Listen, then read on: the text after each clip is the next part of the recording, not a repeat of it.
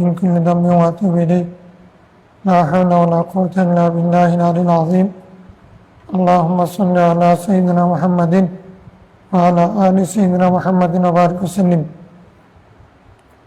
أعوذ بالله من الشيطان الرجيم بسم الله الرحمن الرحيم باب المساقات والمزارعة الفصل الأول عن عبد الله بن عمر أن رسول الله صلى الله عليه وسلم دفع إلى يهودي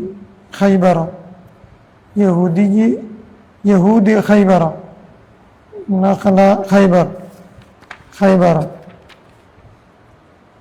وأرضها على أن يعتمدوها من أموالهم ولرسول الله صلى الله عليه وسلم شطر ثمرها رواه مسلم وفي رواية البخاري أن رسول الله صلى الله عليه وسلم أعطى خيبر اليهود أن يعملوها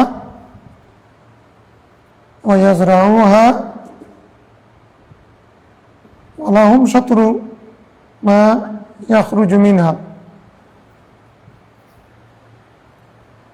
الحمد لله والصلاة والسلام على رسول الله صلى الله عليه وسلم السلام عليكم ورحمة الله وبركاته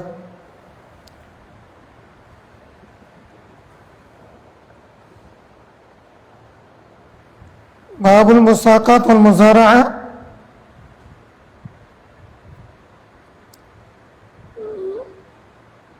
বর্গা চাষ সম্পর্কিত অধ্যায় মুসাকাত যেটা মুজারাত একই অর্থ কোনো সময় এটা মুখাবারা একই অর্থে ব্যবহার হয় আরেকটা লিখছি বোধ হয় মুসাকাত মুজারাত আর মুখাবারা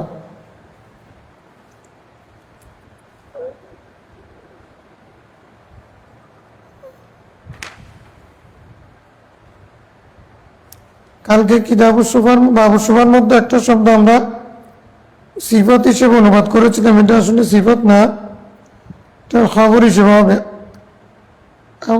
আকারান কামিনুন আল্লাহ বারাকা লাহু কামিনুন শব্দটা এটা খবর হিসেবে হবে কোনো ব্যক্তি যদি ঘর অথবা জমি বিক্রি করে দেয় কামিনুন মানে মুস্তাহিকুন কামিনুন মানে মুস্তাহিকুন জাদিরুন কামিনুন মুস্তাহিকুন জাদিরুন এটা লায়িকুন উপযুক্ত হলো যথাযথ হলো আল্লাহ ইবারাকা লাহু তার মধ্যে বরকত হবে না ইল্লা ইয়াজালাহু বিমিসলিহি যদি অনুরূপভাবে সে যদি আরেকটা ঘর অথবা জমি ক্রয় না করে এটা উজুবান না তবে স্থাবর সম্পত্তি বিক্রি করার পরে বিশেষ করে জমি এগুলো বিক্রি করার পরে বিক্রি করে যদি তুমি মেয়ে বিয়ে দাও বিদেশ যাও ব্যবসা করো এগুলো করতে গেলে লাভ হয় না ক্ষতি হয় জমি বিক্রি করলে সেগুলো দিয়ে অন্য জমি কিনে ফেলবে ঘর বিক্রি করলে একটা ঘর কিনে ফেলবে এটা বরকত বলতেছেন তা আবশ্যক না করতে হবে এরকম না বিভিন্ন সময় বিভিন্ন ধরনের যেমন তুমি বিদেশে ছিলে একটা বাড়ি কিনেছিলে তোমার এখানে বাড়ি আছে তো তুমি এখানে একটা বাড়ি কেন কিনবা সেটা একটা প্রশ্ন আসবে হ্যাঁ নজরুল ইসলাম যেহেতু এই কথা বলেছেন তুমি যদি এই দেশে তোমার একটা থাকার বাড়ি থাকে আর একটা যদি তুমি ওই টাকা যদি এখানে ফ্ল্যাট বাড়ি অন্য কোথাও যদি তুমি ইনভেস্ট করো তাহলে সেখানে সেটা তোমার জন্য বরকত বেশি হতে পারে অন্য হাজত যদি না থাকে আর কি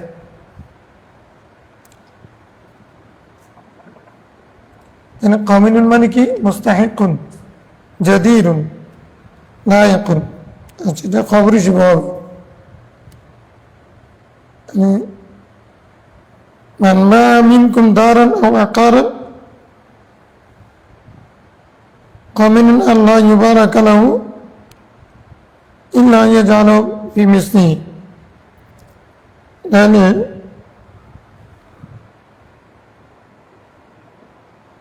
এটা কামিনুন থেকে জুমলা হয়ে জাযা হবে মুতাজাম্মান নিঃশর্ত আগেরটা পরেরটা জাযা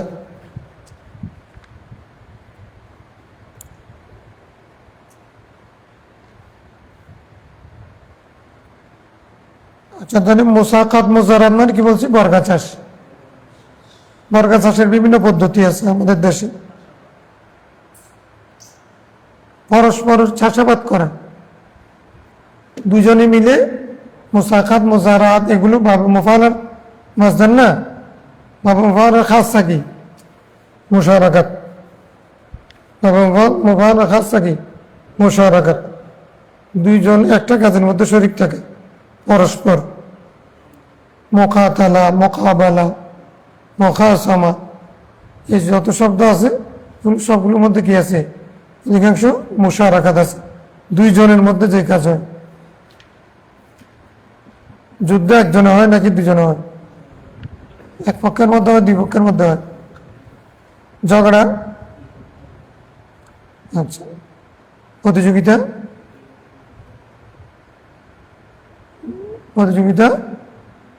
এই জন্য মুশারাকাত ভাবের খাওয়া চলা আবহাওয়া পড়ছো নি তোমরা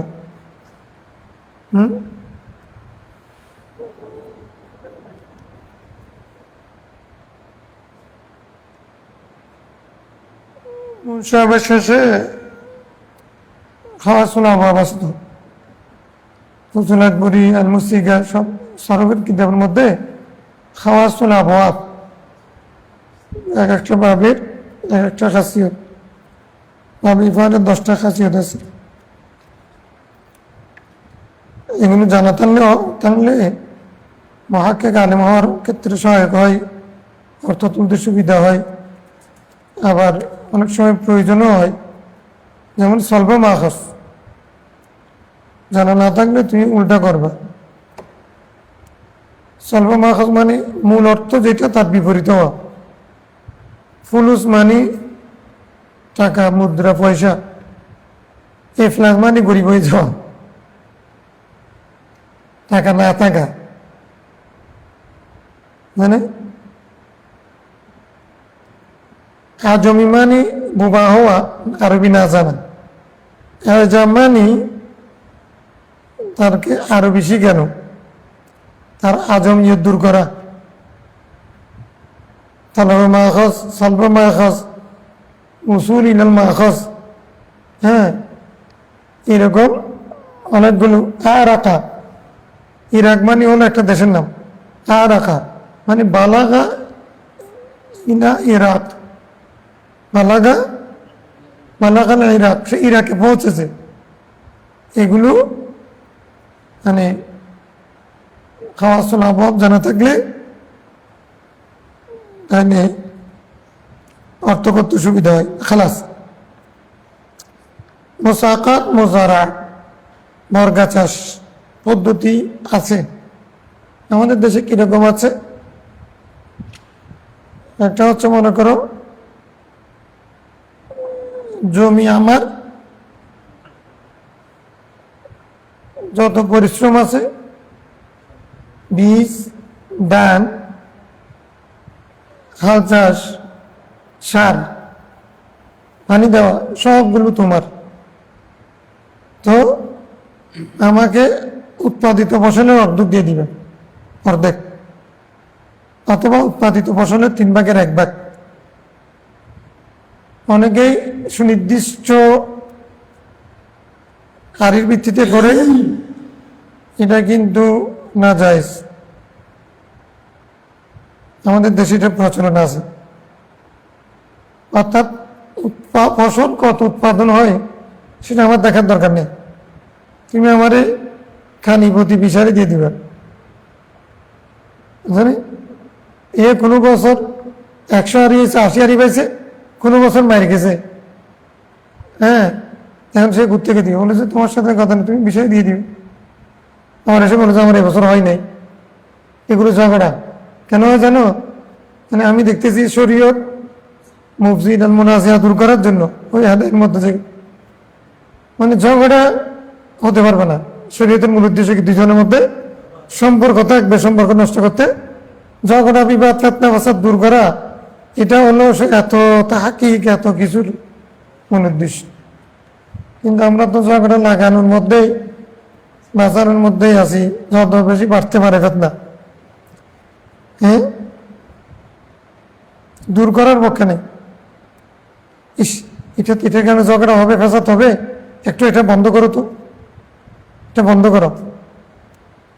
এরকম খুব কম মানুষের মাঝে এখন শুনবে, যে শুনছে তার পক্ষের দলিল যদি হয় ঠিক আছে, বিপক্ষে হলে সেটা কি বললো নামিজ কোথাকার, তারপরে নতুন নতুন আলম সে শুরু করবে সেও, তার মানে এটা বাড়াতে থাকো, হ্যাঁ ফিতনা বাড়াতে থাকো, এটার মধ্যে মজা। মোনাজারা করবো, আমারও দাওয়াত দিবা, গাড়ি পাঠাইবা, দেশি মুরগি রেডি করবা, তারপরে আমি গিয়ে ফতোয়া দেবো, পকেট বাড়ি করে দিবা। হ্যাঁ, এটা আলেমের দায়িত্ব, এটা না। রাসূল ইসলাম যত কিছু বলেছেন এগুলোর মধ্যে হ্যাঁ মূল উদ্দেশ্য কি? একটা হবে মানে মানুষের সুখ, সুখ দুই প্রকার, দুনিয়ার শান্তি, আখিরাতের শান্তির জন্য আবার নিরাপত্তা খুব দরকার। আমান জীবনের নিরাপত্তা খুব দরকারি জিনিস, মানে মানুষের জানমাল, ইজ্জত আবরু, নসল, এগুলোর হেফাজত, মাকাসিদুশ শরিয়া, মানে এগুলো হেফাজত। হেফাজত মানে কি? নিরাপত্তা। মাকাসিদুশ শরিয়া 5টা। তাহলে আর আবার যদি বলি আখিরাত, সেখানেও জাহান্নাম থেকে নিরাপদ হয়ে জান্নাতের শান্তি, সবগুলোকে সামারাজ করলে এই জায়গায় আসবে। সারা জীবন উনি মানুষকে মানবতার জন্য এই কাজটা করেছেন। আমরা এই মূল জিনিসটা আমি যাই করি না কেন আমার এটা মাথায় রেখে এটাকে জিস্ট করে আমাকে বুঝতে হবে। তখন এটা যারা বুঝবে তারা ফতোয়া দিতে সুবিধা হবে। কিতাবে তো এটা পাইছি, তো কিতাবে এটা পাইছো ঠিক আছে, এখন তো ফতোয়াটা দিলে ফিতনা বাড়বে না কমবে? বাড়বে। এখন যদি বাড়ে তাহলে তুমি এখানে চিন্তা করতে হবে, কারণ মূল উদ্দেশ্য ফিতনা হতে পারবে না, মারামারি হতে পারবে না, বুঝলে? তাহলে তুমি কিতাবে পড়ছো এই জন্য এবার একটা পড়ে বলে দিলা, হবে না। সব কিছু মিলে তুমি মূল কথা কিছুটা বুঝে নিতে হবে। এটাকে বলে মাকাসিদুশ শরিয়া। মাকাসিদুশ শরিয়া না বুঝে অনেকে ফতোয়া দিচ্ছে। কিতাবের এবার ঠিক আছে, কিন্তু এবারে যত ঠিক থাকুক, ফতোয়া যত ঠিক থাকুক, মূল উদ্দেশ্য কি? আদ-দীন ইউসরুন ওয়ালা বিউসরিন, ইউরিদুল্লাহ বিকুমুল ইউসরা ওয়ালা ইউরিদু বিকুমুল উসরা। হ্যাঁ, আল মুশাক্কাতু তাজরিবুত তাইসির, মানে যত কাঠিন্যতা আছে এটাকে সহজ করতে হবে। তারপরে আল হাজাতু তাফতাকুল হিলা, এটা প্রবাদ। একটা হচ্ছে আদ-দারুরাতু তুবিহুল মাহজুরাত, আদ-দারুরাতু তুবিহুল মাহজুরাত। এই সমস্ত কথা, ইয়াসসিরু ওয়ালা তুআসসিরু, বাশশিরু ওয়ালা তুনাফিরু, এগুলো মূলত মানে মূল থিওরি। তো কোনো একটা ফতোয়া যদি মূল থিওরির সাথে বিপরীত হয় তখন ওই ফতোয়া স্টপ থাকবে, মূল থিওরি ঠিক রাখতে হবে। যেমন সহজভাবে বুঝতে পারো, নামাজ আল্লাহর জন্য ফরজ, নামাজের জন্য নিয়ত করেছি। এখন ছেলে একটা বাড়িতে পড়ে গেছে, আমি নামাজ পড়বো নাকি ছেলেটাকে বাঁচাবো? আমি তো নামাজ পড়তেছি, আল্লাহর জন্য নিয়ত করেছি, আমি এটা নামাজ কেমনে ভাঙবো? ধর একটা পুড়ে যাচ্ছে, আমি নামাজ কেমনে ভাঙবো? তাহলে এখানে মূল থিওরি হচ্ছে হেফাজত। মূল থিওরি কি? হেফাজত। এখন আমরা অনেকে ইসলামকে হেফাজত করতে চাচ্ছি মানুষকে মেরে। মানে ইসলাম আসছে জান মাল ইজ্জত আবরু তোমার নসল এগুলোর হেফাজতের জন্য। তুমি মানুষ মেরে যদি ইসলাম হেফাজত করো তাহলে তো ইসলামই দেখতেছে না। ইসলাম আসছে হেফাজত নিরাপত্তার জন্য, আমানতের জন্য। হ্যাঁ, এটা কোন হেফাজত? ইসলাম হইলেও তুমি আরেকজন মানুষকে জ্যান্ত মেরে ফেললা, পুড়ে ফেললা, কবর থেকে তুলে আবার পুড়ে ফেললা। হ্যাঁ, সে নামাজ পড়ে না, সে গাঁজা খায়, তো সে গাঁজা খায়, গাঁজা তো লাইসেন্স আছে, যারা তাদেরকে তুমি মারতেছ নি। তো গরিব মানুষ একটা ওখানে মাজারে পাইছো, এটা এই জন্য তুমি এটাকে কিভাবে হেদায়ত করবা, এটাকে কিভাবে সংস্কার করা যায় সরকারকে প্রেশার দিয়ে। হ্যাঁ, তো এটা কিভাবে, এটা কি হলো? আর একচেটিয়ে কথা বলা যে মাজার নেই সেখানে গাঁজা, এটা তো নাউজুবিল্লাহ। এমন কোনো মাজার আসেনি যেখানে মসজিদ নেই? কয়টা মাজার আছে যেখানে মসজিদ নেই? আগে মসজিদ ছিল না, মাজার এখানে গিয়েছে, মসজিদ এসে মানুষ এখানে গিয়ে নামাজ পড়ে মাজার উসিলা করে। এমন কোনো মাজার আসেনি যেখানে এতিমখানা, লঙ্গরখানা, মাদ্রাসা, হাফজখানা, আদিয়া মাদ্রাসা, বিশ্ববিদ্যালয় হয় নাই। মানে আর মাজার ওয়ালাদের নামে যত মাদ্রাসা হয়েছে, বিশ্ববিদ্যালয় হয়েছে, কলেজ হয়েছে, এগুলো তো অধিকাংশ মাজার ওয়ালাদের নামে হয়েছে। হ্যাঁ, এটাও তো দেখতে হবে আমাদেরকে। শাহজা ইউনুস আলী ক্যান্সার হসপিটাল সিরাজগঞ্জের, বাংলাদেশের, এটা চিকিৎসার জন্য সব জায়গা থেকে ওখানে যায়। হ্যাঁ, হুজুরের নামে। তো এগুলো দেখতে হবে না? শুধু ওখানে কিছু মানুষ পাগল, সেখানে গিয়ে মানে গাঁজা টানে। সব মাজারতে সেটা না, কিছু কিছুতে সেটা হয়। তো মসজিদে গিয়ে যারা জুতা চুরি করে, এই জুতা চুরি করাও তো এটা কবিরা গুনাহ, হাত কেটে দিতে হবে না? তো মসজিদে গিয়ে জুতা চোর ধরা পড়ছে, কয়জনের হাত কেটে দিছে? মানে কবিরা গুনাহ তো, তুমি গাঁজা খাওয়া কবিরা গুনাহ।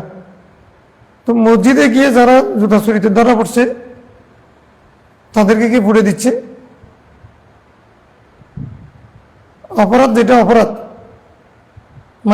মাজারওয়ালা কোনদিন গাঁজা খাইছেনি নাকি গাঁজা বন্ধ করছে? এখন কয়েকজনে কি করতেছে সেগুলোর জন্য তুমি হাইকোর্ট মাজার মসজিদ, এটা মসজিদের নাম কি? মাজার মসজিদ, মসজিদের নবী মসজিদ। মসজিদ তো আগে হবে না, আগে মসজিদ বানানোওয়ালা আসবে আগে। রাসূল ইসলাম এসেই তো এটাকে মসজিদ বানাইছেন। আল্লাহ রাসূল ইসলাম আরদু মসজিদাও ওয়া তুহুরা, আল্লাহ আমার কারণে পুরো পৃথিবীকে মসজিদ বানাইছেন। ব্যক্তির কারণে কি হয়েছে? ওই ব্যক্তিকে তুমি যদি মনে করো যে মানে মাজারওয়ালারা যারা, তারা তো দেশে ইসলাম নিয়ে আসছে, তো তুমি এদেরকে এখানে যারা তাদের, এগুলোতে তোমাকে ক্ষমতা কে দিছে? এই আইন তুলে নেওয়ার ক্ষমতা তোমাকে কে দিছে? যদি দিয়ে থাকে, এটা যদি অন্যায় হয়ে থাকে, মূর্তি পূজা যারা করতেছে যেখানে, তো আগে তুমি মন্দিরগুলো ভেঙে দাও না কেন? একদিকে দেখা যায় মন্দির হেফাজত, মন্দির রক্ষা করতেছে, ভাড়া দিচ্ছে, মাজার ভেঙে ফেলতেছে। এটা তো যুক্তি। বুঝলাম ওই ব্যক্তি এটা মাজার হওয়ার যোগ্য না, এখানে শিরিক চলতেছে। তো মন্দিরে কি ইবাদত চলতেছে? মন্দিরে কি ইবাদত চলতেছে নাকি? প্রকাশ্যে মূর্তি পূজা চলতেছে। তো এখন তুমি মন্দির ভাঙতে পারবে না, মাজার ভেঙে ফেলতেছো। যেখানে ভণ্ড বীরের মাজার, ভণ্ডামি চলে, এটা হকদার না, সেগুলো ভেঙে ফেলো। তবে তুমি না, ভেঙে ফেলা, মেরে ফেলা, কেটে ফেলা, এটা দায়িত্ব তো তোমার হাতে না, তুমি তো কাজী না। মুফতি ফতোয়া দিতে পারবে, আহকাম জারি করতে পারবে না। মানে নিজে অস্ত্র শস্ত্র নিয়ে নিয়ে মানে শাস্তি দেওয়া, এটা তো তোমার দায়িত্ব। এটা ইসলামী হুকুমত হলো, তুমি কাউকে দামের মানে মৃত্যুদণ্ড তুমি দিতে পারবে না। তো মুফতি সাহেব ফতোয়া দিতে পারবে, কাজী ওইটা বাস্তবায়নের জন্য জল্লাল লাগবে, জেলখানা লাগবে, তুমি হাকিমত হবে, তোমার কাছে এরকম পাওয়ার অফ অ্যাটর্নি থাকতে হবে, জুডি মানে ম্যাজিস্ট্রেসি পাওয়ার তোমার হাতে থাকতে হবে, বাচ্চা তোমাকে সেটা দিতে হবে। তুমি লুঙ্গি একটা পরে ঘুষ মেরে তারপর দৌড় দিলা, মানুষ একটাকে মেরে ফেললা, এই শরীর বিরোধী কাজ করার জন্য। এটা কোনোভাবেই মানে কোনো ইসলাম কোনো আইনেই এটা গ্রহণযোগ্য হবে না। একদিক থেকে এদিকে কোথায় চলে গেলাম? মুসাকাত ওয়াল মুজারাত, পরস্পর কি করা? চাষাবাদ, পরস্পর চুক্তির ভিত্তিতে চাষাবাদ করা, এটাকে আমরা বাংলা ভাষায় বর্গা চাষ বলি। কি বলি? বর্গা চাষ।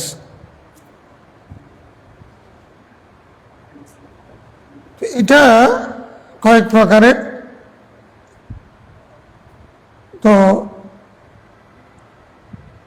মূলত হচ্ছে প্রথম হাদিসটা আমরা পড়ে, হাদিস পড়লেই মুসাকাত এমনি কি বলছি, আমি কালকে বলছিলাম মানে সিয়াকাতুন, সিকায়াতুন, সিয়াকাতুন না সিকায়াতুন, সিকায়াতুন মানে সেচ দেওয়া, পানি দেওয়া। দুজনে চুক্তি করে এটাকে পানি দিয়ে উর্বর করে ফসল ফলানোর নাম মুসাকাত। একজন লোক আরেকজনকে জমি দিবে, সেই লোক সাথে চুক্তি হবে, তুমি এটাকে পানি টানি দিয়ে ফসল ফলাবে, দুজনে মিলে ফসল ভাগ করে নেব। কত নিবে এটা নির্দিষ্ট হবে, তোমার এত ভাগ, আমার এত ভাগ। এটা ক্ষেতের উপরে, জমির উপরে, এলাকার উপরে নির্ভর করবে, বুঝে নাই? ধানের হলে একরকম, ভুট্টার হলে একরকম, খেজুরের হলে একরকম, বুঝে নাই? গমের হলে একরকম, যেখানে যেরকম। জারায়াতুল মানে হলো চাষাবাদ, খেত খামার করা, দুজনে মিলে মিশে করার। খেতি করলা দুজনে মিলে চুক্তিবদ্ধ, ঠিক আছে যা হবে অর্ধেক আমারে দিও, 3 ভাগের 1 ভাগ দিও, তুমি কাজ করো কি আমার জমিতে, অথবা বীজ আমি দেব, জমি আমি দিলাম, শ্রম তোমার। অথবা অর্ধেক বীজ তুমি দিবে, অর্ধেক আমি দেব। চাষাবাদের খরচ অর্ধেক তুমি দিবে, অর্ধেক আমি দেব, মানে সমান বাগা। আমরা এরকমও করছি, সমান বাগা, সেটা এখানে পাশে অন্য বাগা বলে। মানে যা হবে 100 হারি ধান হলে অর্ধেক আমি, অর্ধেক তুমি। তো এখন ট্রাক্টরের খরচ, পানির খরচ, দাবাইয়ের খরচ, ওষুধের খরচ, এগুলো কি আমি অর্ধেক দেবো, তুমি অর্ধেক দিবে, এরকম বিভিন্ন প্রকারের হতো।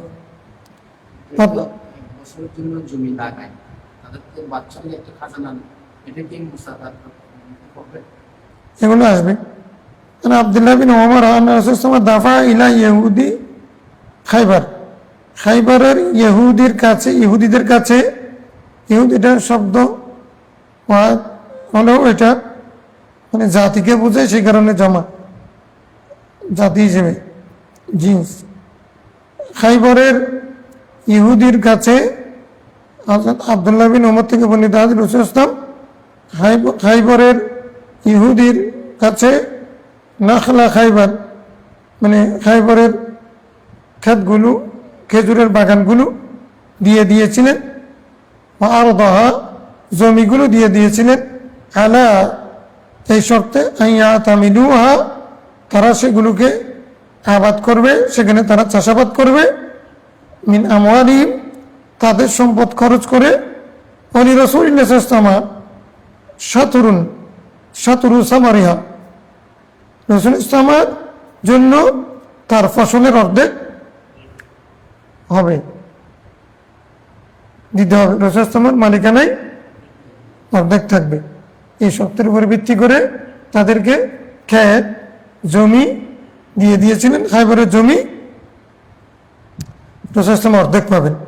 তাহলে এটা সমান ভাগা হচ্ছে না, মানে মা ইয়াখরুজ ফিল আরদ, জমিনে যা কিছু ফসল হবে, উৎপাদিত হবে, তার অর্ধেক। আচ্ছা, وفي رواية البخاري أن الرسول صلى الله عليه وسلم أعطى خيبر اليهود أن يعملوها ويزرعوها ولهم شطر ما يخرج منها। খাইবর রাসূল ইসলাম খাইবরের এলাকা ইহুদিদেরকে দিয়ে দিয়েছিলেন, তারা সেখানে চাষাবাদ করবে আর ক্ষেত খামার করবে, আর সেখান থেকে যা উৎপন্ন হবে তার অর্ধেক তাদের জন্য হবে। রাসূল ইসলাম দিয়ে দিয়েছেন এই শর্তে যে তোমাদের জন্য অর্ধেক থাকবে আর বাকি অর্ধেক রাষ্ট্রের, মদিনা রাষ্ট্রের। এখন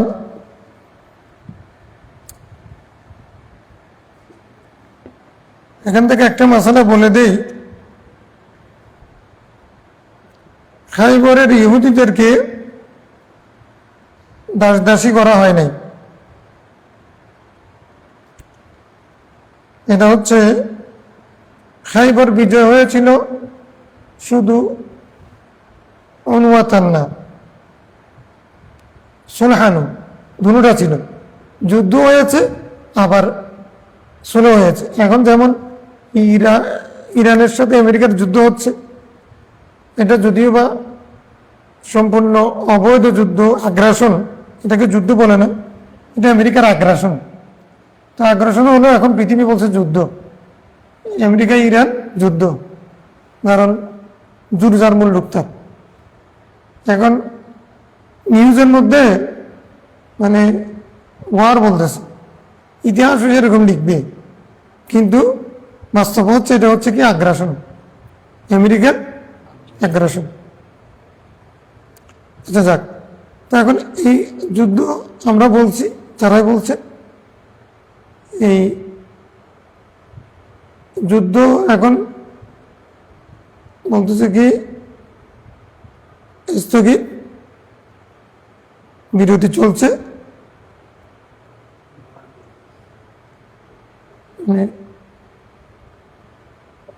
আর এখন আবার চুক্তি হচ্ছে। তাহলে এদিকে মানে বিরতির মাঝেও আবার ওদিকে টুসটাস মাঝখানে এগুলো চলতেছে না, তার মানে আবার চুক্তিও হচ্ছে 14 দফার, কেউ 10 দফার, এরকম চুক্তিও হচ্ছে। তাইলে যুদ্ধ মানে সরাসরি যুদ্ধ আবার চুক্তিও দুইটার ভিত্তিতে হয়েছিল। তো যদি সরাসরি যুদ্ধের মাধ্যমে খাইবরবাসী পরাজিত হতো, মুসলমানরা জয়ী হলে, তাহলে খাইবরের সবাই দাস, তৎকালীন নিয়ম অনুযায়ী তাদের যারা সবাই দাসীতে পরিণত হতো। যেহেতু তাদের সাথে চুক্তি হয়েছে কি ঠিক আছে তোমরা চাষাবাদ করিও, আমাদেরকে দিও, এটা এক ধরনের চুক্তি না, তো এটার উপরে এই কারণে তাদেরকে দাসী করা হয়নি। একটা জবাব আছে।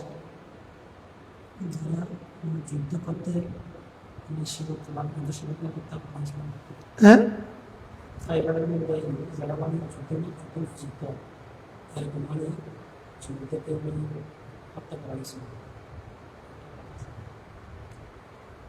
যতক্ষণ যুদ্ধ চলেছে ততক্ষণ পর্যন্ত যারা মারা গেছে তারা তো মারা গেছে, যুদ্ধের মধ্যে যারা মারা গেছে তারা মারা গেছে। যুদ্ধের পরে তখন তারা রাসূলের উদ্দেশ্য তো শুধু যুদ্ধ ছিল না, হেদায়েত ছিল। তো তারা ডিস্টার্ব করছিল, এই জন্য তা আক্রমণ করেছে, সেখানে কেউ ডিস্টার্ব করছিল ইহুদিরা। এই জন্য যখনই এরকম প্রস্তাব আসছে যে আমরা চুক্তি করে ফেলি, তখন রাসূল চুক্তি করে ফেলেন।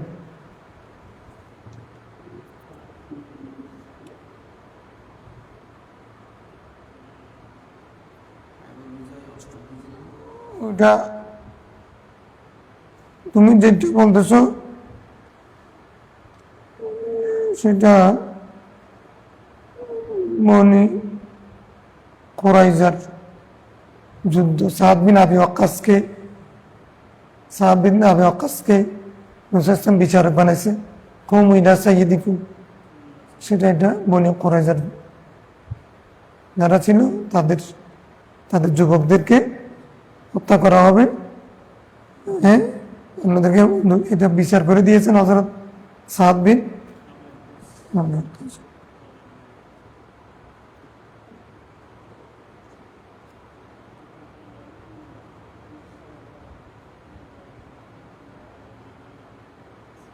কমুল্লা সৈয়দি কুমার হাদিস আছে না ওটা। আচ্ছা, তাইলে এখন কি হচ্ছে এটা বুঝছো তো না? এরপরে হাদিস একই অর্থে খুলনা নোখাবিরু, আমরা নোখাবিরু বলছি, মোখাবারা শব্দটা নোসারের অর্থে নোসাকি, আমরা বর্গা চাষ করতাম। ওয়ালা নারা বিজালিকা বাসান, আমরা এটাকে খারাপ কিছু মনে করতাম না, জায়েজ মনে করতাম। হাত্তা জাম রাফি বিন খাদিজ মনে করলেন যে আন্নান নবী সাল্লাল্লাহু আলাইহি ওয়াসাল্লাম নাহা আনহা, এই মুখাবারা রাসূল সাল্লাল্লাহু নিষেধ করেছেন। পরস্পর চুক্তির ভিত্তিতে বর্গা চাষ করা, এটাকে উনি বলেন ওটা থেকে রাসূল সাল্লাল্লাহু নিষেধ করেছেন। এরকম যখন উনি মনে করলেন, ফাতারাকনা মিন আজলি যালিক, উনি যখন বললেন রাসূল সাল্লাল্লাহু এটা নিষেধ করেছেন, তো আমরা সেটা ছেড়ে দিয়েছি। সাহাবায়ে কেরাম তো রাসূল সাল্লাল্লাহু আলাইহি ওয়াসাল্লামের কোনো নিষেধাজ্ঞা শুনলে সেটা ছেড়ে দিলেন। আচ্ছা, মুসলিম। এখন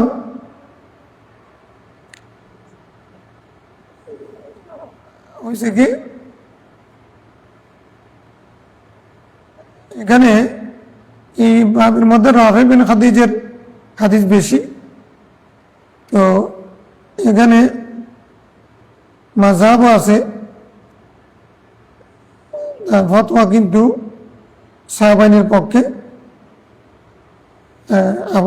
ইমাম আবু হানিফা রাহমাতুল্লাহ আলাইহির বিপক্ষে, কিন্তু ফতোয়া সাহাবাইনের উপরে ফতোয়া। তো মুখাবারা জায়েজ, নিষেধ করেছেন, আমরা ছেড়ে দিয়েছি। সহিহ মুসলিম।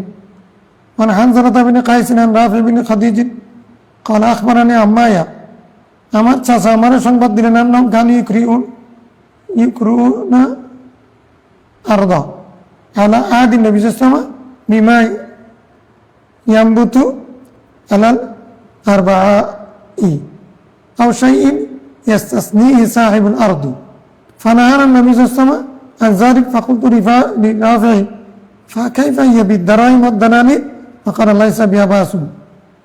দেখো, আমার চাচা আমার বললেন যে রাসূল ইসলামের যুগে তারা জমিন বর্গা দিত, ভাড়া দিত, আলা আদি নবী সাল্লাল্লাহু আলাইহি ওয়াসাল্লাম বিমা ইয়ামবুতু আলাল আরবাআ, মানে অর্থাৎ আরবাআ এটা হলো রবিউনের জমা। রবিউন মানে নাহরুন সগীর, যে নালা থেকে পানি সেচ দিয়ে যে ফসল উৎপাদন হবে সেগুলোর বিনিময়ে, অথবা তারা বলতো, জমির মালিক বলতো, ঠিক আছে তুমি আমারে এই জমিটার ফসল আমারে দিবা, এই এক কানির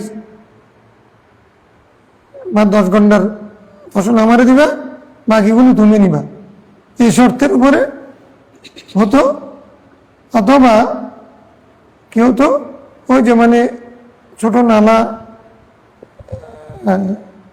নর্দমা,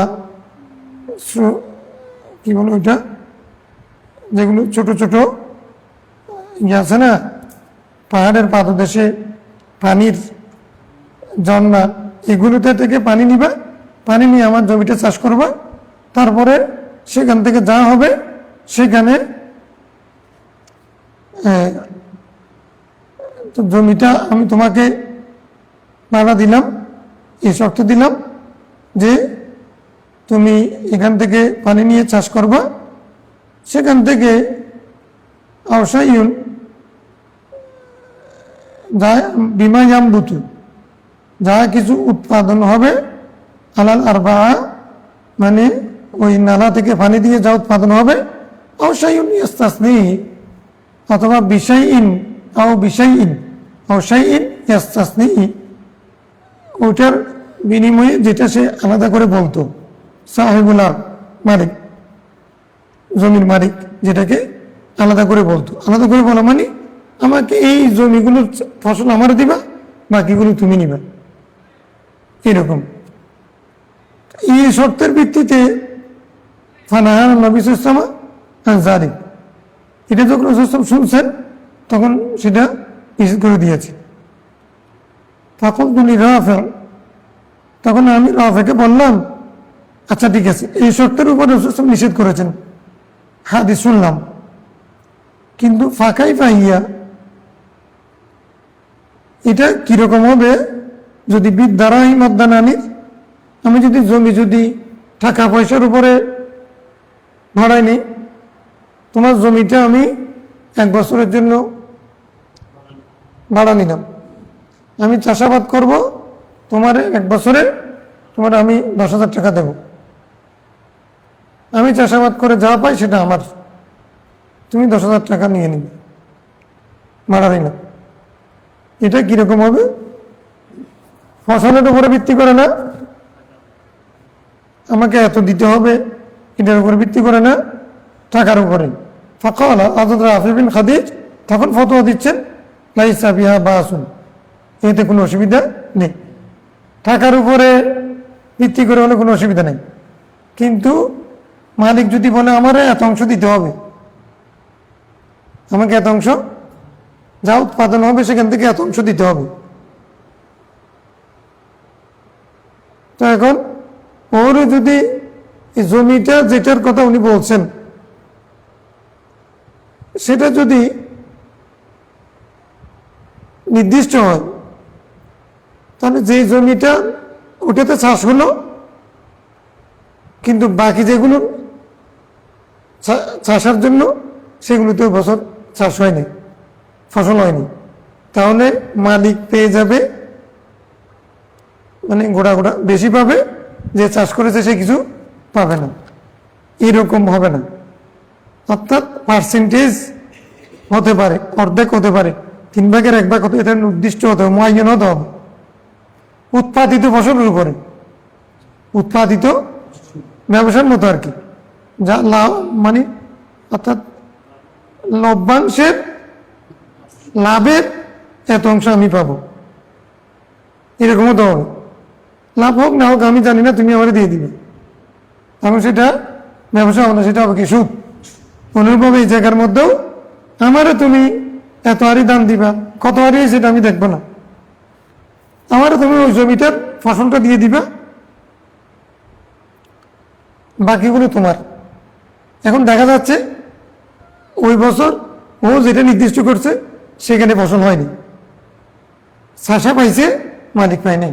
হ্যাঁ কিরে আমার দাম দাও না কেন? তো আপনি যেটার ধানের কথা বলছিলেন ওইটা চাষ এই বছর ধান হয় নাই, তো তোমার আমারগুলো তো হয়েছে, আপনি তো নির্দিষ্ট করে দিন ওইটার। হ্যাঁ আমার জমি তুমি চাষ করে তুমি ধান খাইবে, আমি ভাত খাইবো না, এটা কেমন হবে? বাজে গেলে এই ফাসাদের জন্য রাসূল সাল্লাল্লাহু আলাইহি ওয়াসাল্লাম কি করেছেন? নিষেধ করেছেন। টাকা পয়সা নিয়ে যখন হবে তখন সেটা আর সেটা মুসাকাত মুজারা হবে না, সেটা ইজারা হয়ে যাবে। এটার পরে একটা ভাব আছে, সেটা ইজারা, মানে ভাড়ায় দেওয়া, ভাড়া দেওয়া কি আছে ওইটা যাইছে, এটা বলতেছে। ওয়াকানাল্লাযী নুহিয়া আন যালিক, যেটা এটা ইমাম বুখারীর কথা অথবা এটা রাফি বিন খাদিজার কথা অথবা তার রাবির কথা, যেটাকে নিষেধ করা হয়েছে মা লো নাজারা ফিহি, এটা হলো নিষেধ করা যে ওইটা যেটা নিয়ে চিন্তা করলে জুল ফাহাম, যারা জ্ঞানী আলেমরা যদি চিন্তা করে বিল হালাল ওয়াল হারাম লাম ইউজিজুহু আজাজা ইউজিজুহু লিমা ফি মিনাল মুখাতারা, অর্থাৎ ক্ষতিগ্রস্ত হওয়ার দুই পক্ষের কোনো একটা পক্ষ অথবা ওই পক্ষ ক্ষতিগ্রস্ত হওয়ার সম্ভাবনা থাকার কারণে আলেমরা যেটাকে হালাল হারামের ব্যাপারে চিন্তাশীল না, যখন যেটাকে জায়েজ হালাল হারাম যারা বুঝেন, জুল ফাহাম কি বুঝেন হালাল না হারাম এটা যারা বুঝেন অর্থাৎ আলেমগণ যখন সেটাকে নাজায়েজ ফতোয়া দিবে, কি কারণে? ইল্লত কি? লিমা ফি মিনাল মুখাতারা, সেখানে কি আছে? খতরা আছে। খতরা মানে কি? ক্ষতি, কোনো না কোনো পক্ষের ক্ষতিও হবে, ঝগড়া বিবাদের সম্ভাবনা আছে। এইরকম যেটাতে সম্ভাবনা আছে আলেমরা যেটাকে মনে করেন সেটাকে নিষেধ করা হয়েছে।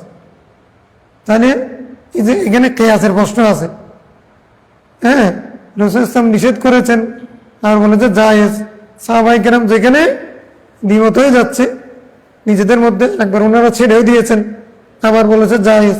এগুলোর বিষয়ে পরবর্তীতে আলেমরা সেগুলো নিয়ে গবেষণা করে মুখাতারা আছে নাকি নেই, এটা নিয়ে গবেষণার অবকাশ যে আছে সেটা মানে এখানে জায়েজ হাদিসে বলতেছে। এই আমরা হাদিস পেয়েছি, সেখানে আমরা মানিবার কি কথা? মানিবার কথা না শুনলে মানে এমন অনেকগুলো মাসালা আছে যেগুলোতে সাহাবায়ে ইকরামের দুইজনের মধ্যে ঝগড়া লাগছে, মানে এটা হলো ইজতিহাদি ঝগড়া, ওনারা সিদ্ধান্ত, উনি বলছেন এটা, উনি বলছেন এটা। প্রথমে তুমি ধরবা মৌলা আলী শের খুদা এবং হযরত আমির মুআবিয়া রাদিয়াল্লাহু আনহু, কোনটা কাকে বলবা? এটা নিয়ে যদি পরবর্তীতে ইজতিহাদ করে যদি একটা সিদ্ধান্ত না দিতেন, তাহলে তুমি কাকে সারা বছর মানে মারামারি করবো? এটাই তো নাকি? আকীদা বলো, আমল বলো, আহকাম বলো, সব জায়গায় ওনারা যদি ইজতিহাদ না করলে অনেক বিষয় মানে অমীমাংসিত থেকে যেত, যেটা উম্মার জন্য ক্ষতি হতো। এই জন্য আল্লাহ ওনাদেরকে পাঠাইছেন।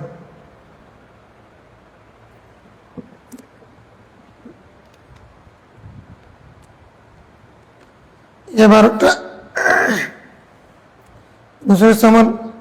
হাদিস না ওয়াকানাল্লাযী নুহিয়া আন যালিকা, এটা কি না হাদিসের অংশ না। وعن نافع بن الخديج قال كنا أكثر أهل المدينة حقلا, আমরা অধিকাংশ মদিনাবাসী চাষাবাদ করতাম। হাকরুন মানে ক্ষেত, জারণ। ওয়াকানা আহাদুনা ইউকরি আরদাও, আমাদের কেউ কেউ জমিন বাড়াই দিতেন। ওয়ায়াকুলু হাযিল কিতআতু লি ওয়া হাযিহি লাকা, কিরকম বাড়াই দিতেন দেখো। আগের হাদিস বোঝার জন্য পরে হাদিসটা কি? তাফসীর। সেই হাদিস তো একটা পাইছো, আর একটাও পড়তে হবে না, একটা পেয়ে নাচানাচি করলে তো হবে, এই জন্য তো সমস্যা।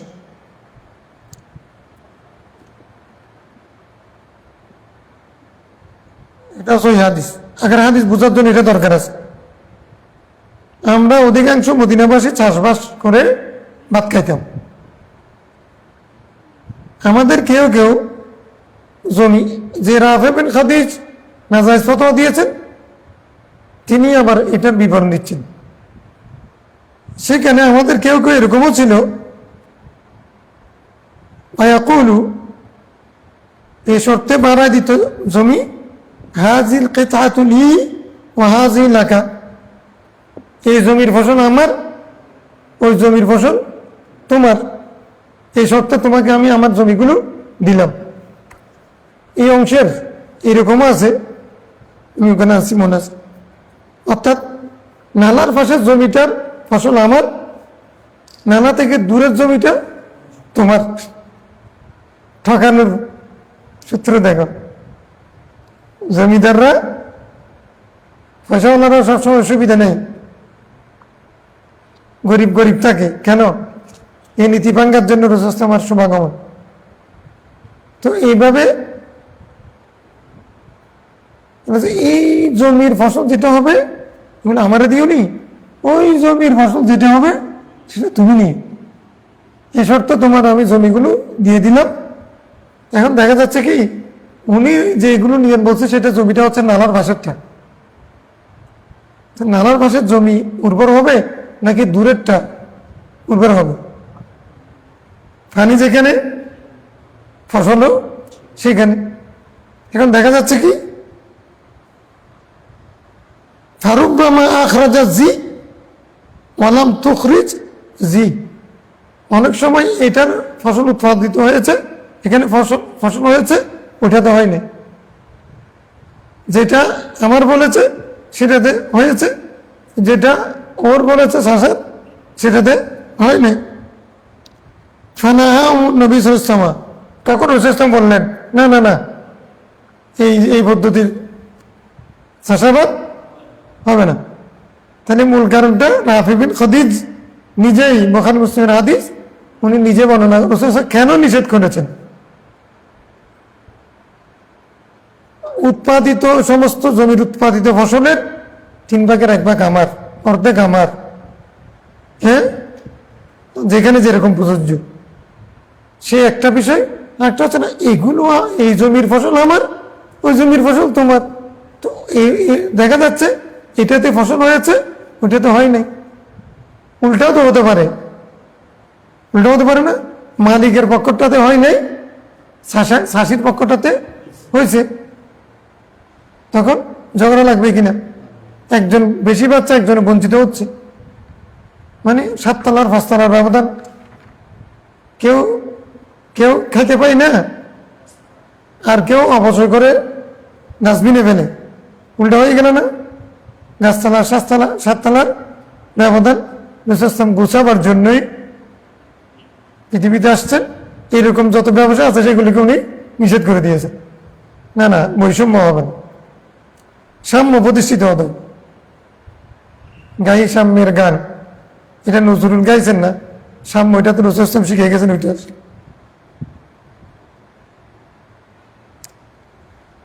তাহলে জি, এটা কি জি মানে কি হাজি, ও জি হাজি, হা এটা তো তনবির জন্য, ইসমে ইশারার মূল হলো জি, বুঝলি? হাজি এটা উৎপাদন করেছে, ফসল উৎপাদিত হয়েছে এখানে, ওখানে হয় না ফসল। এটা যখন শুনছেন না না না, এই ব্যবসা এই চুক্তিতে অর্গাচাষ জায়েজ নেই, তাহলে আগের হাদিসগুলো বোঝার জন্য এটা যথেষ্ট। ঠিক আছে। আমরিন ক্বালা কুলতু লিতাউস, তাউস তাবি, আমর রাদিয়াল্লাহু তাআলা সাহাবী, আমর বিন দিনার। আমি তাউসকে বললাম লো তারাক্তাল মুখাবারাতা, তুমি যদি মুখাবারা চাষটা ছেড়ে দিতা, ফাইন্নাহুম ইয়াজামুনা আন্না নবী সাল্লাল্লাহু আলাইহি ওয়াসাল্লাম নাহা আনহু, সাহাবায়ে কিরাম তো মনে করেছেন যে রাসূল ইসলাম এটা নিষেধ করেছেন। একজন দুজন না, অনেক সাহাবীর কথা উনি জমা দিয়ে, মানে এরকম কিছু বিষয় আছে যেগুলো রাসূল ইসলামের যুগে সেটেল হয় নাই। কেন হয় নাই? অনেকগুলো কারণ আছে। মাত্র আহকামের জীবন পাইছেন 13 বছর। 13 বছরের মধ্যে চাষাবাদ সেগুলো তাদের জন্য রিয়ার, মরুভূমি এলাকা। পশুচারণ এটা ছিল তাদের মূল বিষয়। এখন কোন সাহাবী ইসলাম গ্রহণ করার পরে দাওয়াতের কাজে, রাষ্ট্রীয় কাজে চলে গেছেন, কেউ এখানে রয়ে গেছেন, কেউ আগেরটা শুনেছেন, কেউ পরেরটা শুনেছেন এই কম সময়ের মধ্যে। এই কারণে উনি বলছেন, তাউস তুমি যদি মুখাবারা এটা ছেড়ে দিতে, সমাজ ছেড়ে দিতে পারো, ছেড়ে দিলে ভালো হইতো। কেননা সাহাবায়ে কেরাম সেটা মনে করেন যে রাসূল সাল্লাল্লাহু আলাইহি ওয়াসাল্লাম এটা থেকে নিষেধ করেছেন। ক্বালা আই আমরিন, উনি বলছেন ও আমর, ইন্নী উতিহিম ওয়া আইনুহুম, আমি তাদেরকে জমি দিই, তাদেরকে সাহায্য করি। ওয়া ইন্না আ'লামাহুম আখবারানি, আপনার চেয়ে তাদের মধ্যে যিনি বেশি জ্ঞানী তিনি আমাকে বলেছেন এ হাদিস, মানে ইবনে আব্বাস। তাদের মধ্যে যিনি বেশি জ্ঞানী, বয়সে কম ছিলেন, কিন্তু উনি বলতেছেন, তাওস বলতেছেন কি তাদের মধ্যে উনি বেশি জ্ঞানী। উনি তো আমাকে বলেছেন আল্লাহ নবী সাল্লাল্লাহু আলাইহি ওয়াসাল্লাম ইয়ানহা আনহু, নবী সাল্লাল্লাহু আলাইহি ওয়াসাল্লাম মুখাবারা থেকে নিষেধ করেন নাই। ইবনে খুদাইস বলতেছেন হাদিস, আগের হাদিসে নিষেধ করেছেন। হযরত আমরও বলতেছেন যে সাহাবায়ে কেরাম মনে করতেন এটা রাসূল সাল্লাল্লাহু আলাইহি ওয়াসাল্লাম নিষেধ করেছেন, নাজায়েজ মনে করতেন, রাসূল সাল্লাল্লাহু আলাইহি ওয়াসাল্লাম নিষেধ করেছেন মনে করেছেন। এই কথা শোনার পরে উনি বলতেছেন না, তাদের মধ্যে যিনি বেশি জ্ঞানী তিনি আমাকে স্কলার আমাকে বলেছেন রাসূল সাল্লাল্লাহু আলাইহি ওয়াসাল্লাম নিষেধ করেন নাই।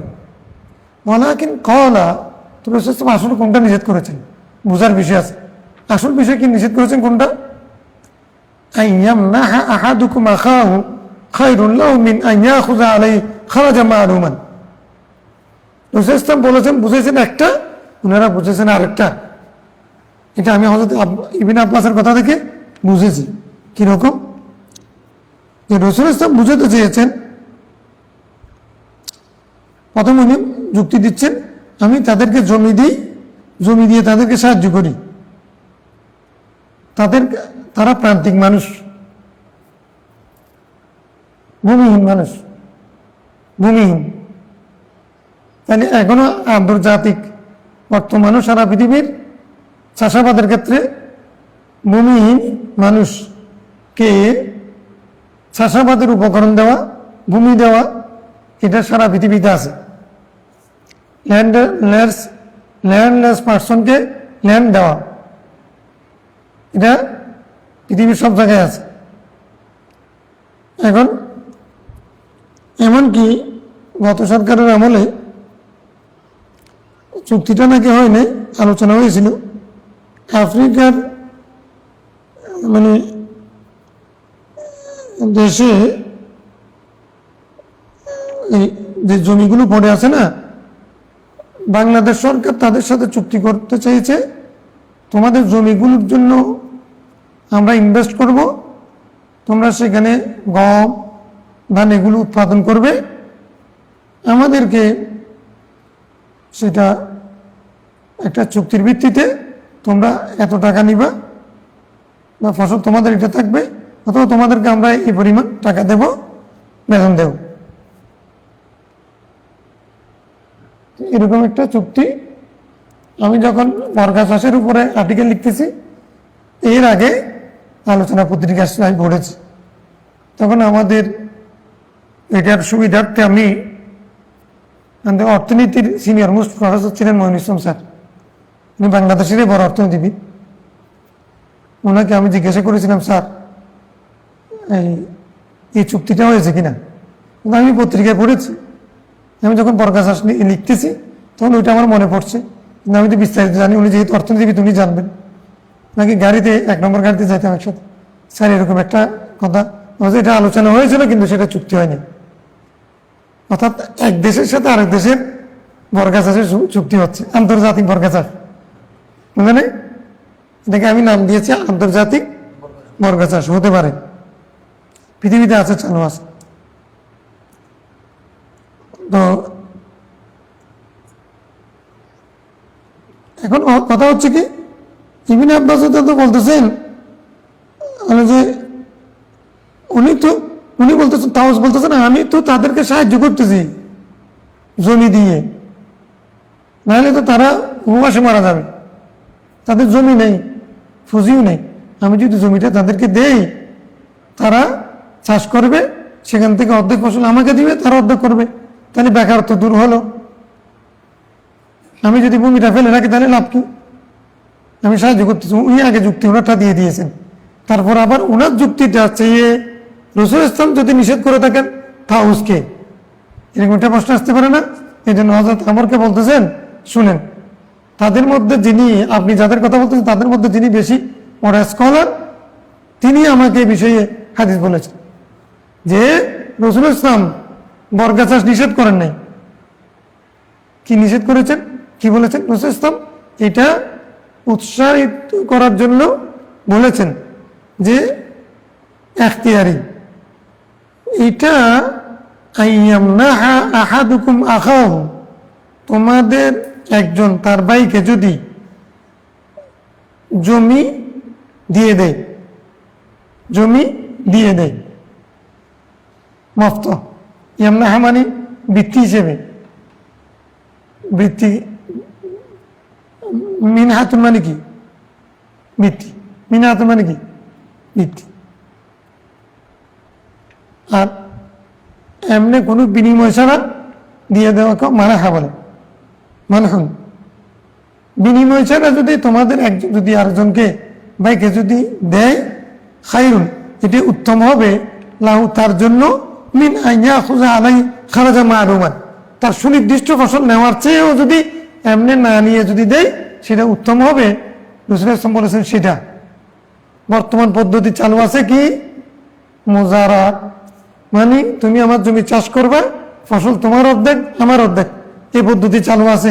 রাসূল সাল্লাল্লাহু বলছেন এটার চেয়ে ওইটা উত্তম, যে তোমার জমি আছে তো অনেক, তুমি জমিগুলো তোমার ভাইকে চাষ করতে দাও, সে চাষ করে খাক, তোমাকে কোনো কিছু দিবে না, নির্দিষ্ট ফসল বা টাকা দিবে না, এটা দেওয়ার চেয়ে এমনি দিয়ে দেওয়া ওটা উত্তম। রাসূল সাল্লাল্লাহু বুঝাতে চেয়েছেন সেটা। কে বলতেছেন? হযরতে ইবনে আব্বাস। এই কথাটা কে নকল করতেছেন? হযরতে তাউস। কার উদ্দেশ্যে? হযরতে আমরের উদ্দেশ্যে। তাহলে কতগুলো বিষয় উনি আমর বলতেছেন, সাহাবায়ে কিরাম তো বলছেন নিষেধ করেছেন, আমি সাহাবায়ে কিরাম থেকে শুনেছি। এখন তাউস বলতেছেন না, আমি তাদেরকে সাহায্য করতেছি। প্রথমে উনি কিয়াস, সাহায্য করা, এটা উনি বলতেছেন হাদিস, উনি বলতেছেন কিয়াস, আমি তো তাদেরকে সাহায্য করতেছি, তোমার সাহায্যটা যে কিসে পাইছি? রাসূল নিষেধ করেছেন, নিষেধ। তাউস বলছেন কিয়াস। ইমাম আবু হানিফা শুধু কিয়াস করেছেন নাকি তাউসও করেছেন? তাউস কার ছাত্র? ইবনে আব্বাস রাদিয়াল্লাহু ছাত্র। তাহলে উনিও কি করেছেন? কিয়াস। প্রথম বলছেন আমি তো তাদেরকে সাহায্য করছি, তুমি তাদেরকে সাহায্য করো না করে এগুলো বিষয় না। আমি বলছি রাসূল নিষেধ করেছেন, সাহায্য করছি, এই কথাটা কেন বলছেন? এরকম তুমি বললেন না, আমারও বললেন না যে তুমি এই কথা কেন বললা? কি সাহায্যটা যেখানে রাসূল সহিহ হাদিস, এখানে কোনো কিয়াস নাই। সাহায্য ওদের জন্য লাভ হচ্ছে না ক্ষতি হচ্ছে, এত যুক্তি দেওয়া দরকার নেই, এই কথাটা উনি বলেননি। প্রথমে উনি যুক্তি দিয়েছেন ওই মানে ওই হাদিসগুলোর আলোকে, ইরিদুল্লাহ বিকুমুল ইউসরা, এগুলোর আলোকে আগে হানাফিরা যে সূত্র বানিয়েছে সেই সূত্রের আলোকের জন্য ওনারা কিয়াস পেশ করেন।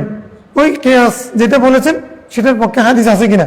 হাদিস আছে, সেই হাদিস কোনটা নিবা, কয়টা নিবা? তোমরা একটা বলছো তো, দুইটা, তিনটা, পাঁচটা? বলো যে ক্বালা কওমুন আখবারানা কওমুন, তাহাবী বলতেছেন এক গোষ্ঠী আমাদেরকে হাদিস বর্ণনা করেছেন। কি বলেছেন? মানে যাহাবা কওমুন, একটা গোষ্ঠী এই হাদিসগুলোর আলোকে, কি কি হাদিস? একটা, দুইটা, তিনটা, পাঁচটা হাদিস এটা এনে বলছেন এটা নাজায়েজ। বলেছে এখন ওয়াকালা আখারুন, হ্যাঁ, ওয়াযাহাবা আখারুন। কিভাবে? এখন হাদিস বলতে বলতে বলতে ইমাম তাহাবী এখানে ওখানে পাঁচটা, এখানে 10টা নিয়ে আসছে, বুঝলেন? তো প্রথম কিয়াস যেটা বলছেন সেটা বলেছে কিয়াস কেন? কিয়াস নিয়ে তুমি আকল বাদ দিয়ে, ফিকির বাদ দিয়ে তুমি হাদিস বুঝবা নাকি? সহি হাদিস না, সহি হাদিস বোঝার জন্য তোমার আগে ফিকির লাগছে না? আচ্ছা তুমি এটাকে সহি বলতেছো, এটা কি বেকুবে পাগলে?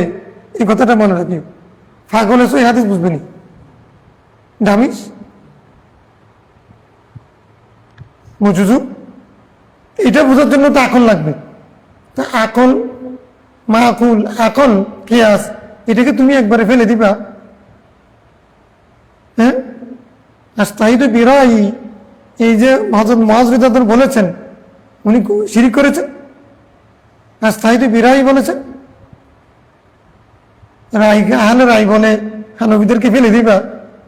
তোমার মিয়া সহিহ হাদিস বোঝার জন্য তো আগে তোমার রায় লাগবে, আকল লাগবে। বেকুব কেমনে হাদিস সহিহ না সহিহ এটা বুঝবে?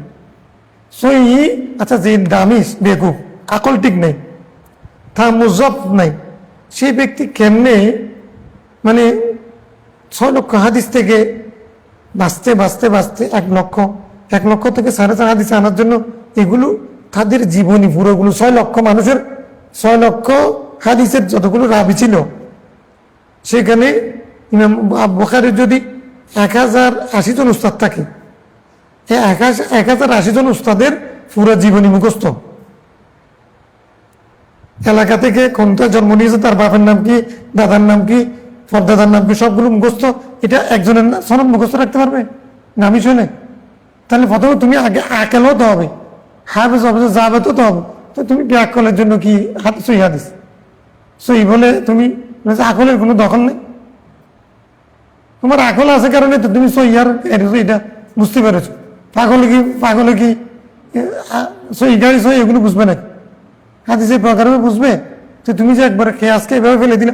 হয়তো তাওস বলতেছেন আমি তো তাদেরকে জমি দিয়ে সাহায্য করতেছি, ভূমিহীনদেরকে ভূমি দিয়ে সাহায্য করতেছি,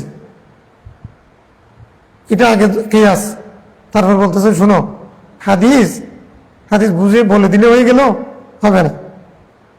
আর যে কোনো সাহাবীর হাদিস তুমি নিয়ে ফেলবা, এরকম তুমি শুনছো তো ঠিক আছে তোমারটা, আমি তোমাকে একটা হাদিস বলি। হ্যাঁ, মুখস্থ শক্তি আছে ইমাম আউজাইরও, ইমাম আবু হানিফারও। তাই ইমাম আউজাইর সাথে যখন মুনাজারা হয়েছে, আমি সহি হাদিস বলতেছি, ইমাম আউজাই সহি হাদিস বলছেনি, এখন আমারটা শুনেন। আপনি সহি হাদিস বলতেছেন তো, আমার সহি হাদিসটা শুনেন। উনি হযরত হাম্মাদের সূত্রে আলকামা, তারপরে হযরতে ইবনে মাসউদের সূত্রে হাদিস বলে দিলেন। এখন বলেন যে আপনার হাদিসটাও সহিহ, আমারটাও সহিহ। এখন সনদ হিসেবে কারটা শক্তিশালী বলেন তো? আপনি হাদিস একটা বলেছেন তো, আমারটা বললাম, এখন শুনেন। এখন দেখতেছে যে সনদ হিসেবে ইবনে আব্বাসের সাথে, ইবনে মাসউদের সাথে, সাহাবী হিসেবে, মুফাসসির হিসেবে, ফকিহ হিসেবে, এখন এই যে সূত্র এটার সাথে ওইটা, ওগুলোও সহিহ, কিন্তু এটা সমকক্ষ হচ্ছে না, এখন ধরা সহিহ। এখন এইগুলো বিষয় এখানে আসছে, ইমাম আবু হানিফা দোষারোপ করে লাভ নাই। তাওস বলতেছেন আমার শোনো, তুমি শুনেছো সাহাবায়ে কেরাম বলেছেন, রাসূল সাল্লাল্লাহু আলাইহি ওয়াসাল্লাম নিষেধ করেছেন। আমি শুনেছি ইবনে আব্বাস থেকে, আর ইবনে আব্বাস তাদের মধ্যে সবচেয়ে বড় আলেম ছিলেন। তা আমি ইবনে আব্বাসের কথা না শুনে ওদের কথা শুনবো? এটা কে বলতেছেন?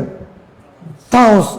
এই বিষয়গুলো বুঝলে, এগুলো না বুঝে কে মানে সাধারণ মানুষ ক্লাস না করে এগুলো না বুঝে বলেছে এই হাদিস।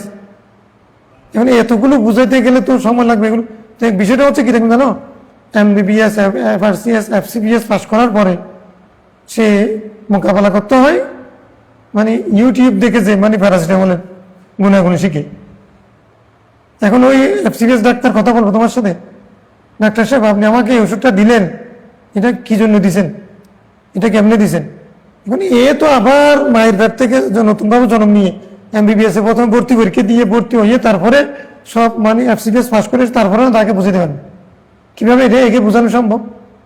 এখন আমাদের ধর্ম হয়ে গেছে এত সস্তা যে হুজুর এটা তো সেই হাদিস না, লোক একটা তারা যদি বলে সূরা ফাতিহা পড়ো, হ্যাঁ, সে দাওয়াতের উচ্চারণ তো দূরের কথা, ইহদিনাস সিরাতাল মুস্তাকিম বলতেছে, ইহদিনাস, হ্যাঁ, সে বলতেছে। তারপরে আলহামদুলিল্লাহি রাব্বিল আলামিন, হ্যাঁ, 30 জায়গার মধ্যে হাওয়াজ বলতেছে। তারপরে বলতেছে না আমি তো সহি হাদিস বলছি, তো এটা আমি জানি না। তো কে? আচ্ছা আমি এটা ইউটিউবে শুনছি। ও আচ্ছা, তুমি শুনছো যে না সহি হাদিস অতটুকু পর্যন্ত সে শুনছে, হাদিসও জানে না, মাদ্রাসায় পড়ে নাই, হাদিস সম্পর্কেও জানে না, কিন্তু সে বলতেছে সহি হাদিস হলো এরকম। এখন এর নিয়ে কে মাথা কামাই বলুন? এটা মানে পৃথিবীর মধ্যে কোনো সাবজেক্টের মধ্যে এরকম কি হয়? বিজ্ঞানী অশিক্ষিত মানুষকে বুঝ দিতে হবে এটা আবিষ্কার কেমন হয়েছে। নিউটন, প্রোটন, এগুলো আগে এগুলো সংজ্ঞা বুঝতে হবে, রসায়ন, ফিজিক্স এগুলো বুঝতে হবে শুরু থেকে, প্রথম থেকে, নিচের ক্লাস থেকে। তারপরে গিয়ে তোমার উপরে যেতে যেতে এটা কীভাবে আবিষ্কার হলো সেটা তখন না বোঝাবে তোমার। তুমি এখন কেমনি বুঝবে? এখন বিষয়গুলো ধর্মের বিষয়ে সবাই বিশেষজ্ঞ হয়ে যাচ্ছে, এই জন্য ধর্মের মধ্যে অশান্তি সৃষ্টি হচ্ছে, বুঝছো? এখন এখান থেকে হাদিসটাকে তোমরা বুঝে নিও। হযরত তাউস সাহাবায়ে কেরাম বলতেছেন রাসূল নিষেধ করেছেন, এটা তাওস মানছেন নাকি মানেন নাই? মানেন নাই। সাহাবায়ে কেরাম বলছেন রসুল নিষেধ করেছেন মুখাবারা থেকে। তাওস এটার বিপক্ষে যুক্তি দিলেন, প্রথমে যুক্তি দিয়েছেন, তারপরে বলছেন না, সাহাবায়ে কেরাম তোমাকে যদি নিজে রাওয়ায়াত করেও থাকেন, আমি তোমাকে সনদ বলতেছি, তুমি যাদের সনদ বলতেছো তাদের চেয়ে ইবনে আব্বাস অনেক বেশি জ্ঞানী। ইবনে আব্বাস কি বলেছেন এটা তাফসীর করেছেন, আমি তোমাকে শোনাচ্ছি। রাসূল ইসলাম বলছেন যে তোমরা দুই পদ্ধতিতে বর্তমানে জমি দিয়ে থাকো। একটা পদ্ধতি হচ্ছে তোমরা খারাজান মালুমান, নির্দিষ্ট ফসল, খারাজ মানে কি মাখরুজ, মা খুরিজা মিনাল আরদ, মা নাবাতাত ফিল আরদ, যা কিছু উৎপাদন হয়েছে জমিনে, মা আসমারাতিল আরদু, জমিন যা কিছু উৎপাদন করেছে, মা আসমারাতিল আরদু, জমিন থেকে যা উৎপাদন হয়েছে সেগুলো আমাকে অর্ধেক দিবা, তুমি অর্ধেক রাখবা, আমার জমি তুমি চাষ করবা। এই শর্তের ভিত্তিতে একটা কি হয়, বর্গা চাষ হয়। আরেকটা পদ্ধতি আছে, সে পদ্ধতি কি, তোমার জমি আছে কিন্তু সেগুলো পড়ে আছে, তো তোমার এক ভাই বেকার আছে, তার জমি নেই, তো তুমি ওই ভূমিহীন প্রান্তিক জনগোষ্ঠীর গরিব ভাইয়ের সাথে অর্ধেকের 3/1 চুক্তি না করে তুমি যদি তাকে তোমার জমিটা তাকে এমনি দিতে, সে চাষ করে কাক, এরকম যদি হতো এটা উত্তম হতো। ওই পদ্ধতিটা জায়েজ, এটা উত্তম। রাসূল ইসলাম বলেছেন সেটা, ওনারা বুঝতে ভুল বুঝেছেন। ইবনে আব্বাসের তাফসীর হলো এটা। এখন বুঝতে পারছো, বুঝা গেছে? এখান থেকে মানে মাযহাব কেন হয়েছে, হাদিস বুঝার জন্য যে কি দরকার আছে, সবাই বললেও যে সব, অনেকেই বলেছেন আমাকে, অনেকে বললেও হবে না, আপনি বলতেছেন অনেকে বলেছেন, অনেকে বলেছেন, তো সেখানে আবু বকর, ওমর, ওসমান, আলী রাদিয়াল্লাহু তাআলা ওনারা আছেন নাকি? বলছেন নাই। তো এটার বিপরীতে ওনারা কিছু বলছেনি, বলছেন তাহলে কি বলছেন, উমর রাদিয়াল্লাহু তাআলার সামনে আবু রাদিয়াল্লাহু হাদিস নকল করেছেনি, তাহলে উমর কোনোই মেরে ফেলে দিছে, এরকম নাকি ঘটনা? এরকম এরকম। তা আবু হুরায়রা রাওয়ায়াত করেছেন উনি খুনি মেরেছেন, তা আবু হুরায়রা বলছেন আমি সামিআতু রাসূলুল্লাহ সাল্লাল্লাহু আলাইহি ওয়াসাল্লাম, আমি শুনেছি। উমর রাদিয়াল্লাহু তাআলা বলতে বলিও না।